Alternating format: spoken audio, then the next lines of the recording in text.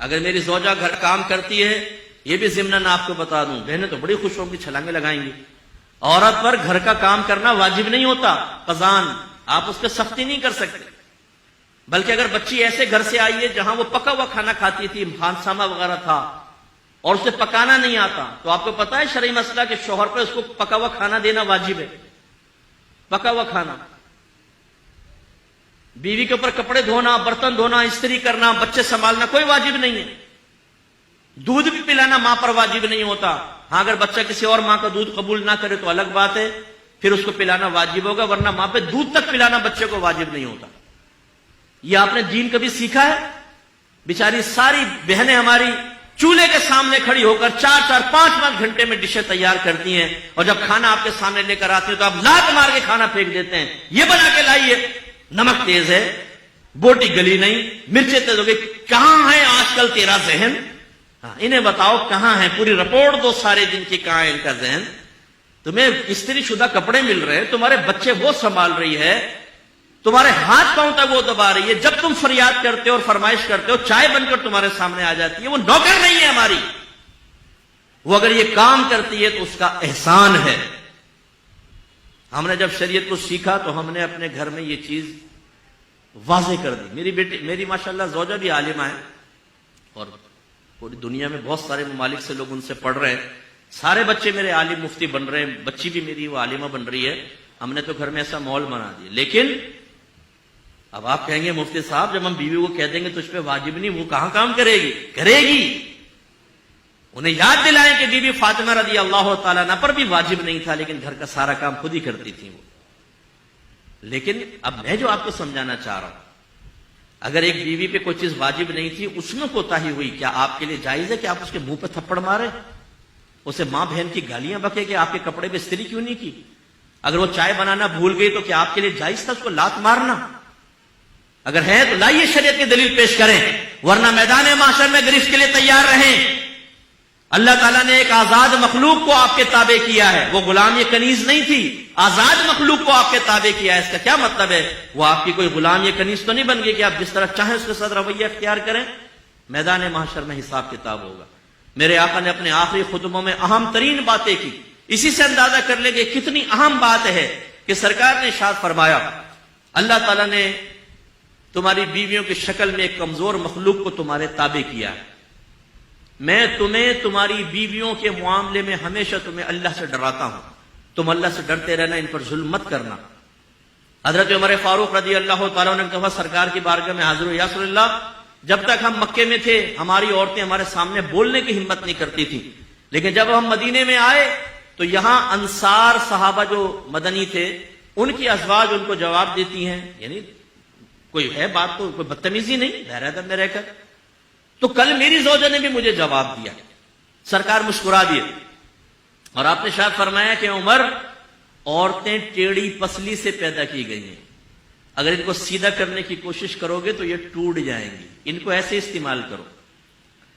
عمر فاروق رضی اللہ تعالیٰ عنہ 6.5 فٹ کا قد، یہ لمبے چوڑے لہیم شہیم، اور آپ یہ کہہ رہے ہیں میری زوجہ میرے ساتھ ایسا کر رہی ہے۔ سرکار فرما رہے ہیں اللہ نے ان کو ایسا ہی پیدا کیا ہے۔ اس سے بھی ذرا سمجھیے، بعض اوقات زوجہ ایسی ہی ہوتی ہے کہ اگر وہ فرض کر لے کہ آپ سے کوئی بات سخت کہہ دی، کچھ کہہ دی، آپ کے نبی نے کتنی پیاری تلقین کی ہے، درگزر کرو، اپنے یہ ڈولے شولے بیوی پہ مت آزماؤ کہ جیسے اس نے کہا ایک تھپڑ مارا اس کے منہ پہ لکیریں چھاپ دی اور چلو جی بیٹھ جاؤ اب آرام سے، اب آئندہ کر کے بتا ذرا تو ٹھیک ہے آپ نے بدماشی کر لی۔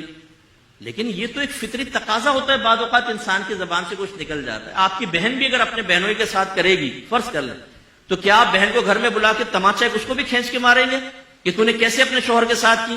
نہیں، آپ تو اس کا پردہ ڈھکیں گے، آپ کہیں گے بھائی یہ بتاؤ میری بہن گونگی ہے کیا؟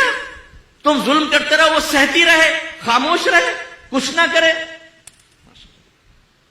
قربان جائیں آپ کے اوپر، بہن آئی تو کچھ نہ بولے، بیوی آئی تو منہ سیدھو اس کا۔ بالکل ہمارے گھروں میں یہ جو غلط چیزیں چل رہی ہیں، حد اعتدال سے آگے نکل جانا، اس کی طرف فکر کرنی چاہیے۔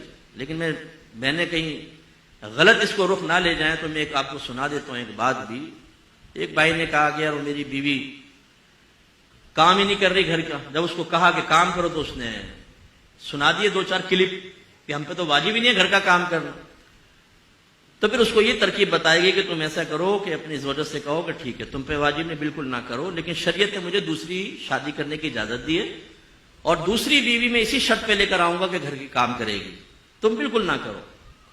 پتہ چلا کہ بیوی نے کہا نہیں میں کرنے کے لیے تیار ہوں، تم یہ قدم نہ اٹھاؤ. تو یہ بہنوں کو بھی چاہیے دیانتاً گھر کا کام کرے. لیکن میں جو آپ کو سمجھانا چاہ رہا ہوں، اب یہ دیکھیں، میری والدہ ابھی فوت ہوئی ہیں، والد بھی تھے، والدہ. ہم نے زوجوں کو صاف بتا دیا تھا کہ آپ پر ہمارے ماں باپ کی خدمت کرنا واجب نہیں ہے، لیکن ماں باپ سمجھ کے کریں گی تو آپ میرا دل جیتیں گی، ہماری دل جوئی ہوگی، خوشی ہوگی. نہیں کریں گی ہمیں کوئی شکوہ نہیں ہوگا آپ سے. یہ کلیئرلی ہمیں میسج دینا لازم ہے تاکہ ہمارے بچے بھی اس کو سیکھیں اور سمجھیں.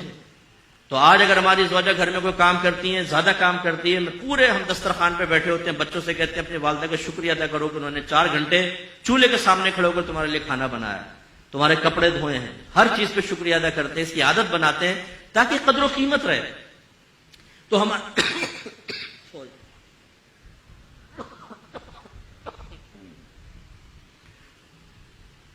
ہمارے گھروں میں جو یہ غلط چیزیں، رسومات، میں رسومات میں لوں گا، خاندانی رسومات میں، کہ بیوی کو دبا کر رکھو، بیوی کو بولنے نہ دو، اگر کچھ بولے تو تھپڑ مار دو منہ پہ، تو ذلیل اور بے عزت کرو بچوں کے سامنے، خاندان والوں کے سامنے. غلط چیزیں ان کو ختم کریں.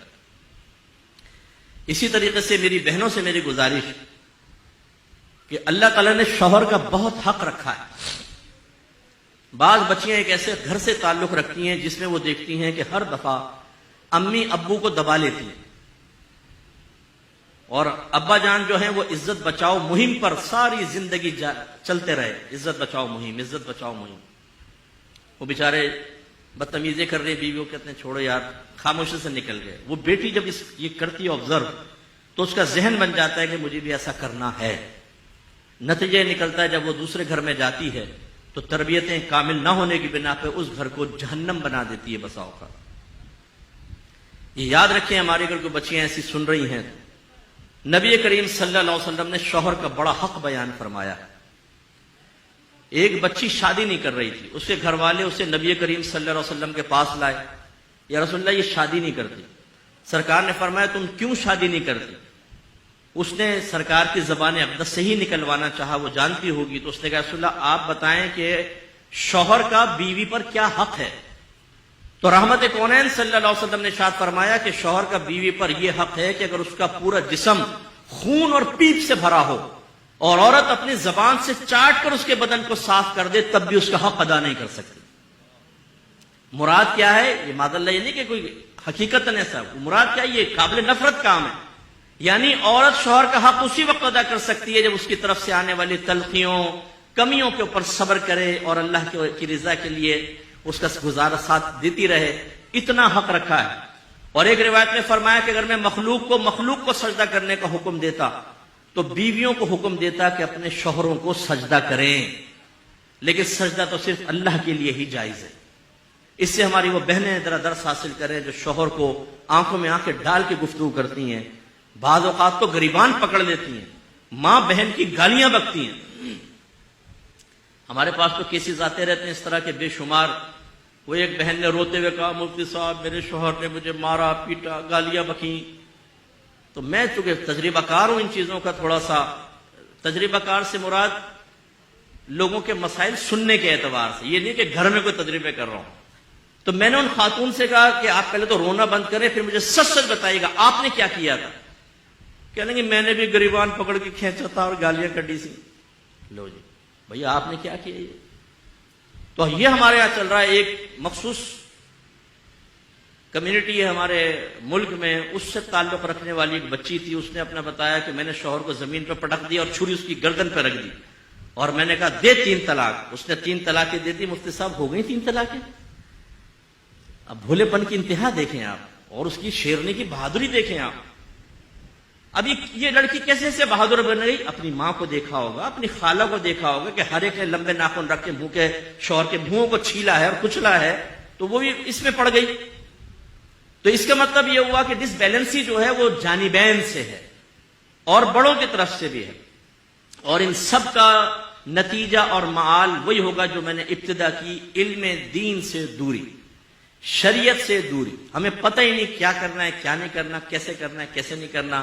اپنی عقل، اپنے خاندان، اپنے دوستوں یا سہیلیوں یا بڑوں کے مشوروں سے جب آپ گھر چلائیں گے تو ہزارہ چیزیں شریعت کے خلاف ہوں گی اور ان کی بے برکتی آپ کے سامنے آئے گی۔